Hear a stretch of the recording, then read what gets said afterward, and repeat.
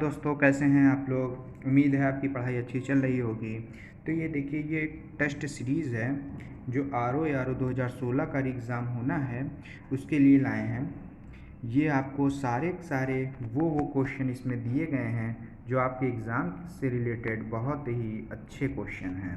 तो चलिए शुरू करते हैं, इन क्विज़ को लगाते हैं और अपनी तैयारी को देखते हैं। आप भी पहले इन क्विज़ को देखिएगा, लगाइएगा, फिर उसके बाद आंसर दीजिएगा।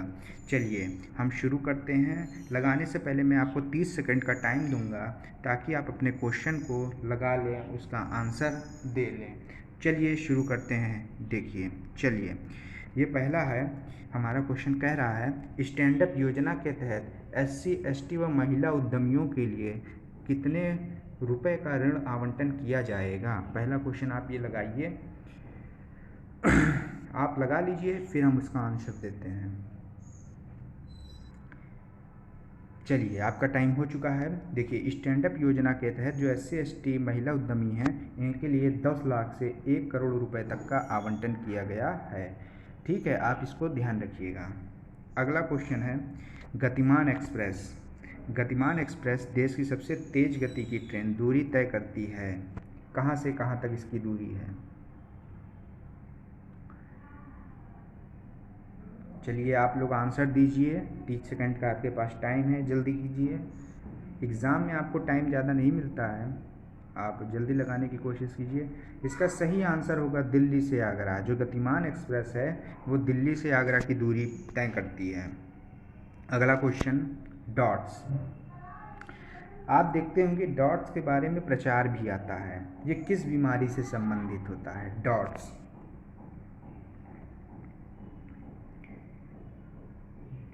आंसर जल्दी कीजिए। इसका सही आंसर होगा ट्यूबरक्लोसिस। डॉट्स बीमारी जो होती है वो ट्यूबरक्लोसिस से संबंधित होती है। चलिए आगे बात करते हैं अगले क्वेश्चन की। पांचवा क्वेश्चन बहुत इम्पॉर्टेंट क्वेश्चन है, आप इसको ध्यान से लगाइएगा। ये सेकंड। चलिए,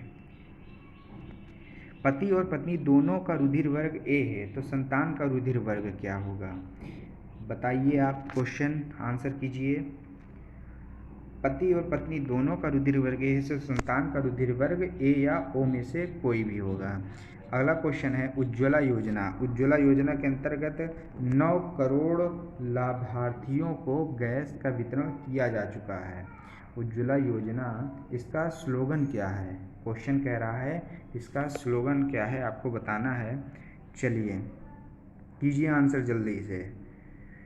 तो इसका स्लोगन होता है स्वच्छ ईंधन बेहतर जीवन। इसका जो स्लोगन होता है वो होता है स्वच्छ ईंधन बेहतर जीवन। अगला क्वेश्चन कहते हैं, छिली हुई सब्जियों को धोने से कौन सा विटामिन निकल जाता है। जल्दी कीजिए आप लोग आंसर।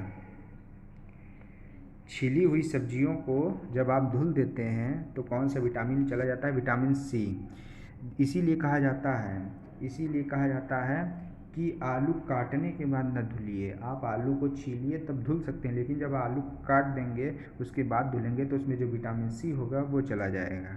अगला क्वेश्चन, किस फल में लोहा जो होता है प्रचुर मात्रा में पाया जाता है, यानी उसमें आयरन के गुण ज़्यादातर पाए जाते हैं, उसके बारे में आपको बताना है। फल के बारे में आप जल्दी बताइए आयरन। चलिए 30 सेकंड का टाइम है आपके पास। जामुन में सबसे ज़्यादा पाया जाता है। ठीक है, अगर जामुन ना होता तो आप सेब को भी लिख सकते थे, सेब को भी आप लिख सकते थे। अच्छा, एक और क्वेश्चन आता है कि सेब में जो अम्ल पाया जाता है वो कौन सा अम्ल होता है। तो सेब में जो अम्ल पाया जाता है वो मौलिक अम्ल होता है। कौन सा होता है, मौलिक अम्ल होता है। ये एक क्वेश्चन ये आता है कि आपके जो हाथ पैर के नाखून बने होते हैं ये किस चीज़ से बने होते हैं। तो ये एक प्रकार का कैरोटीन होता है। ये एक प्रकार का कैरोटीन प्रोटीन आप इसको कह सकते हैं। ठीक है, ये एक क्वेश्चन आता है। चलिए हम अगला क्वेश्चन शुरू करते हैं।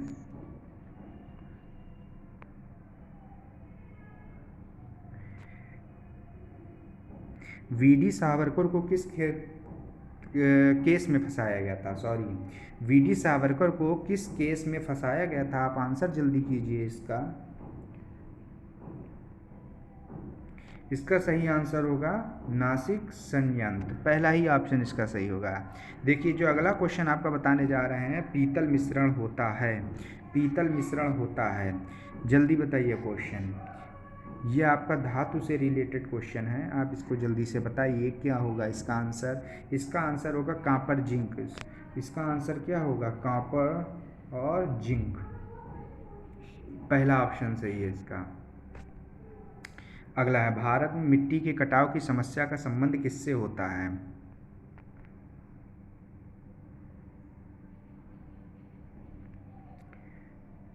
जल्दी कीजिए क्वेश्चन को, 30 सेकंड का टाइम है आपके पास, जल्दी कीजिए क्वेश्चन, 30 सेकंड का टाइम आपका ख़त्म हो गया। चलिए, जो भारत में मिट्टी कटाव की समस्या का संबंध है अत्यधिक वर्षा, वर्षा से नहीं होता है, क्योंकि वर्षा तो खेत के लिए आपके लिए अच्छी चीज़ होती है। और दूसरा है वनों का ह्रास। देखिए वन क्यों काटने के लिए रोका जाता है? जब आप वन काट देंगे, पेड़ काट देंगे, तो जो पेड़ होते हैं वो मिट्टी को भी रोकते हैं, आपको ये मालूम होना चाहिए। तो जब आप पेड़ ही काट देंगे तो मिट्टी रुकेगी ही नहीं, मिट्टी का ह्रास होता चला जाएगा। नंबर दूसरा, अत्यधिक जुताई हो नहीं सकती, क्योंकि बहुत सी हमारी ऐसी फसलें होती हैं जो जिसमें अधिक जुताई करनी पड़ती है। अगला होता है अत्यधिक चरवाही, बिल्कुल सही कहते हैं, इसीलिए कहा जाता है कि जो जानवर होते हैं वो खेत में ना जा पाएँ। तो जब खेत में जाएंगे, जब फसलें लगी रहेंगी, उनको चरेंगे, जिसके कारण मिट्टी का कटाव भी होगा। तो ये दो ऑप्शन, दूसरा चौथा, option number C is the correct answer. चलिए आगे बात करते हैं, गंगा नौगम में नेविगेबल है, गंगा नौगम में क्या है? चलिए बताइए, क्वेश्चन कीजिए, जल्दी कीजिए। देखिए इसका सही आंसर होगा इलाहाबाद और हल्दिया के मध्य। इसका सही आंसर है इलाहाबाद और हल्दिया के मध्य। देखिए ये इलाहाबाद और हल्दिया के मध्य, ये हमारा सबसे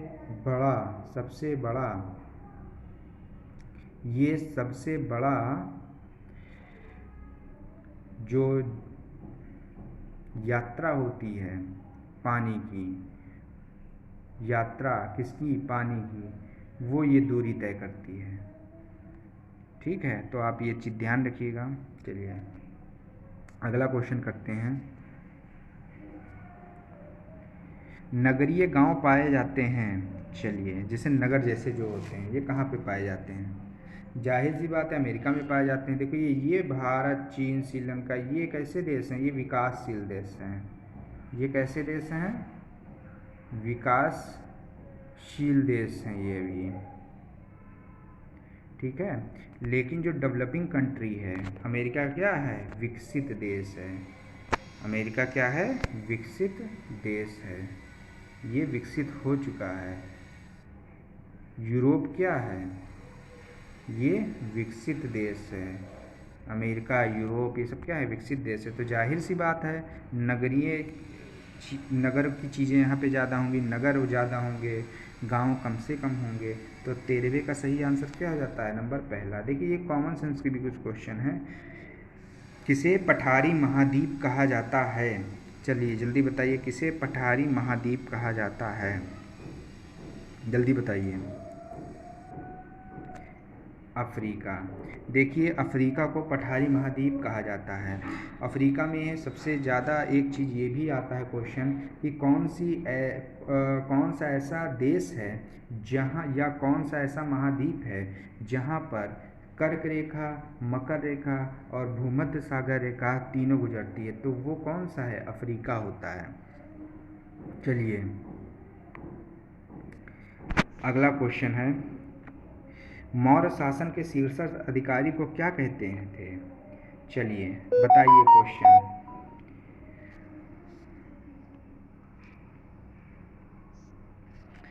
मौर्य शासन के शीर्षस्थ अधिकारी को क्या कहा जाता है? तो इनको कहते हैं अमात्य। इसका क्वेश्चन नंबर बी होगा इसका आंसर। मौर्य शासन के शीर्षस्थ अधिकारी को हम अमात्य कहते थे। चलिए अगला क्वेश्चन देखिए ये क्वेश्चन, इस तरह से कुछ क्वेश्चन होते हैं जो आपको क्रम से लगाने के लिए आते हैं।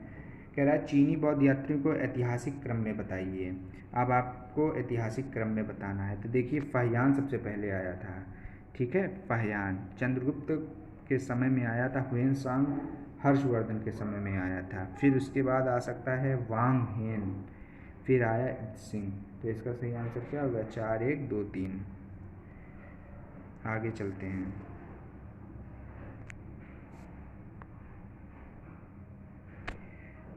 क्वेश्चन पढ़िए।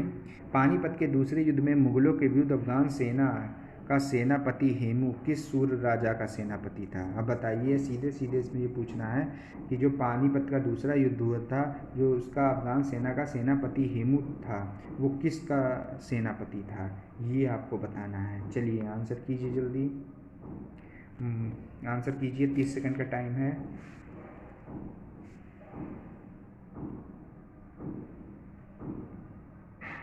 तो वो था मोहम्मद आदिल शाह का। क्वेश्चन नंबर 17 का बी आंसर सही हो जाएगा। ठीक है, चलिए अगला। बाबर के बारे में क्या सही है? देखिए, बाबर के बारे में कुछ आप जान लीजिए। बाबर जो था वो पहला ही क्रांतिकारी था मुगल शासन के संदर्भ में। माना जाता है कि मुगल शासन की शुरुआत ही बाबर से मानी जाती है। बाबर ने कई युद्ध लड़े, कई युद्ध जीते, लेकिन जो उसकी दर आप जानते हैं, जो जीतने की दर थी, रेट कह लीजिए आप, तो बाबर ने काफ़ी युद्ध जीते। यहाँ तक कि उसके पास यदि 3000 सैनिक या 2000 सैनिक भी रहते थे तो भी वो युद्ध को जीत जाता था। ऐसा इसलिए कहा जाता है क्योंकि ये उसकी कौशलता का प्रदर्शन करता है। तो बाबर के बारे में हमें बताना है, और नीचे कोट भी दिया हुआ है, देखिएगा। वह मध्य एशिया के फरगना के शासक शेख मिर्जा का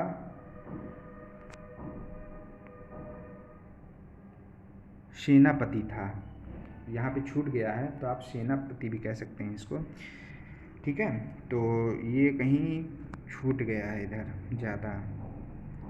चलिए, इसको हम अगले बार आपको क्वेश्चन बता देंगे। ये इसमें आने में ज़रा कट गया है ये, तो इसका क्वेश्चन का जब पूरा क्वेश्चन इसमें हम कराएंगे तभी आप देख लीजिएगा। चलिए, ये क्वेश्चन देखिए, इस तरह से भी बहुत क्वेश्चन आते हैं। चलिए कीजिए। हम अभी ऑप्शन नहीं दिखा रहे हैं, आप थोड़ा पहले इसको दिमाग लगाइए, फिर हम आपको देंगे, आप ऑप्शन एलिमिनेशन कीजिएगा। चलिए लगाइए, क्या होगा इसका आंसर। सबसे पहले देखिए, ताजमहल। ताजमहल क्या है? एक प्रकार का कंदाकार गुंबद होता है। ताजमहल क्या है? एक प्रकार का कंदाकार गुंबद है। चौथा, अगला, फतेहपुर सीकरी।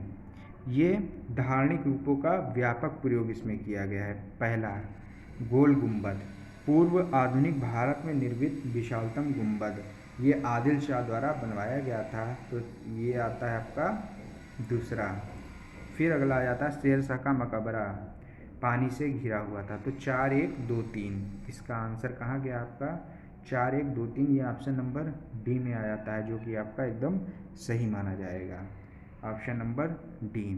चलिए, बहुत इम्पॉर्टेंट क्वेश्चन है, is the very very most important question, most important question.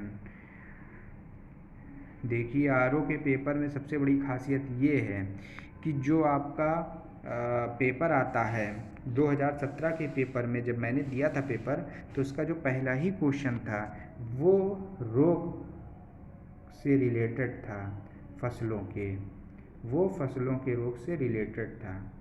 ठीक है, ये आपको बताना है। चलिए बताइए, येलो रस्ट डिजीज़, बताइए जल्दी बताइए क्वेश्चन, 30 सेकंड का टाइम है आपके पास। This is the right answer, गेहूँ। ओके, चलिए आगे चलते हैं। तुर्कों ने अपनी इमारतों में किस तकनीकी का प्रयोग किया था? जल्दी बताइए। तुर्कों ने अपनी इमारतों में तकनीकी का किसका प्रयोग किया था, बताइए। देखिए, तुर्क शासक जो थे उन्होंने गुंबद मेहराब पद्धति का भी प्रयोग किया, लिंटल पद्धति का भी, शहतीर पद्धति का भी, तो तीनों का प्रयोग किया था। ध्यान रखिएगा, किनका किनका? गुंबद मेहराब का, लिंटल का, शहतीर का, तीनों का प्रयोग किया था। अगला क्वेश्चन देखिए, इस्लामी परंपरा में सबसे उदारवादी धारा थी। इस्लामी परंपरा में सबसे उदारवादी धारा कौन सी थी? आप बताइए इस क्वेश्चन का आंसर। सबसे बढ़िया आंसर इसका है, अगर जो आप चारों ऑप्शन का बेस्ट ऑप्शन देखेंगे तो हनीफी होगा इसका। ओके, चलिए आगे चलते हैं। धर्म और अधर्म दोनों उसी ईश्वर की ओर भागे जा रहे हैं और एक साथ घोषणा कर रहे हैं, वह ईश्वर एक है और उसके राज्य में कोई हिस्सेदार नहीं है। यह कथन किसका है? चलिए बताइए, कीजिए आंसर दीजिए। 30 सेकंड का टाइम है आपके पास बच्चों। इसका आंसर होगा सनई। इसका क्या आंसर है? सनई। अगला क्वेश्चन देखिए।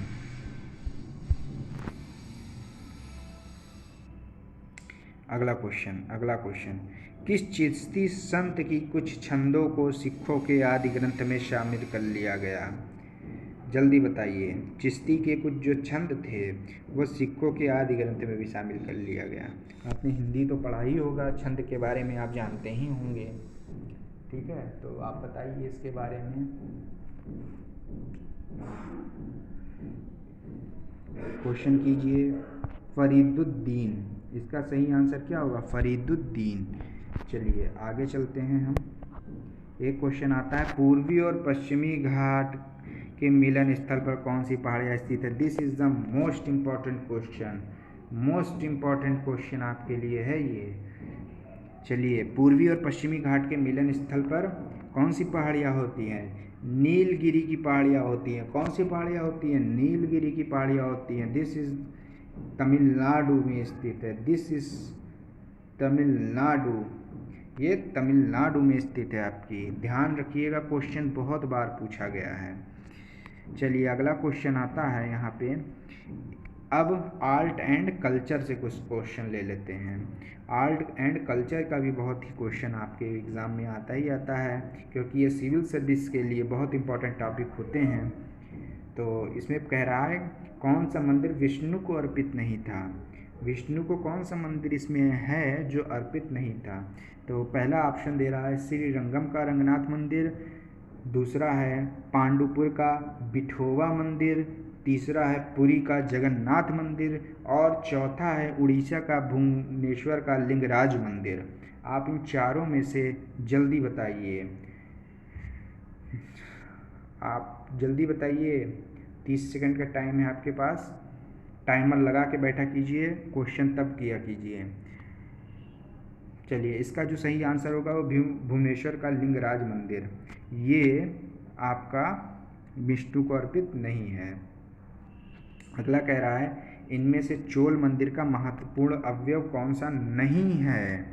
ये पॉइंट आप बहुत ध्यान से देखिएगा, कौन सा है कौन सा नहीं है। नहीं वाले में लड़के गलत कर देते हैं क्वेश्चन। ध्यान रखिएगा, ये आप क्वेश्चन को ध्यान से पढ़िएगा कि नहीं लिखा है कि हाँ लिखा है। तो इसमें नहीं कह रहा है, तो इसका मतलब 3 ठो हैं इसमें, तो 3 को आप एलिमिनेशन कर लें।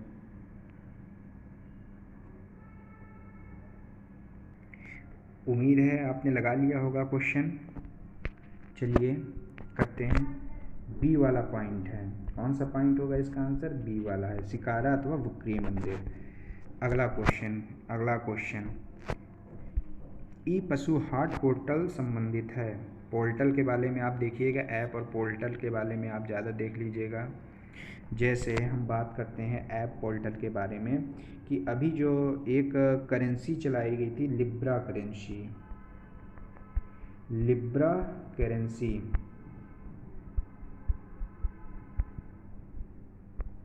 ये किसके द्वारा चलाई गई थी? ये फेसबुक के द्वारा चलाई गई थी। किसके द्वारा? फेसबुक के द्वारा। अच्छा, यूपी SSC में कुछ जो क्वेश्चन आपके आते हैं, ये ऐसे क्वेश्चन आपके पूछते हैं। देखिए, जैसे ट्विटर के संस्थापक कौन हैं, फेसबुक के संस्थापक कौन हैं, यूट्यूब के संस्थापक कौन हैं, और अमेजन के संस्थापक कौन हैं, वॉलमार्ट के संस्थापक कौन हैं। ठीक है, यानी ई कॉमर्स की जितनी कंपनियां होती हैं ई कॉमर्स की जितनी भी कंपनियां होती हैं उनके बारे में ज़्यादा पूछता है। तो आप इसको करिए, देखिए। तो कह रहा है ई पशु हाल्ट पोर्टल संबंधित है। ठीक है, तो देखिए इसका आंसर बताइए, तुरंत बताइए। तो इसका आंसर ये है कि किसानों और उद्यमियों को डेयरी कारोबार से जोड़ता है। बिल्कुल सही बात है। पोर्टल के जरिए किसान गाय भैंस जमे हुए वीर्य और भ्रूणों की खरीद बिक्री कर सकेंगे। इस पोर्टल के माध्यम से सरकार किसानों की आय दुगना करने पर लक्ष्य दे रही है। ठीक है, डेयरी क्षेत्र पर जोर दे रही है। तो ये सभी है। देखिए एक इसमें ये भी क्वेश्चन है कि सरकार किसानों की आय को दुगना कब तक करने का लक्ष्य रखा है, तो 2022 तक। 2022 तक किसानों का लक्ष्य 2022 तक दोगुना करने का लक्ष्य रखा है।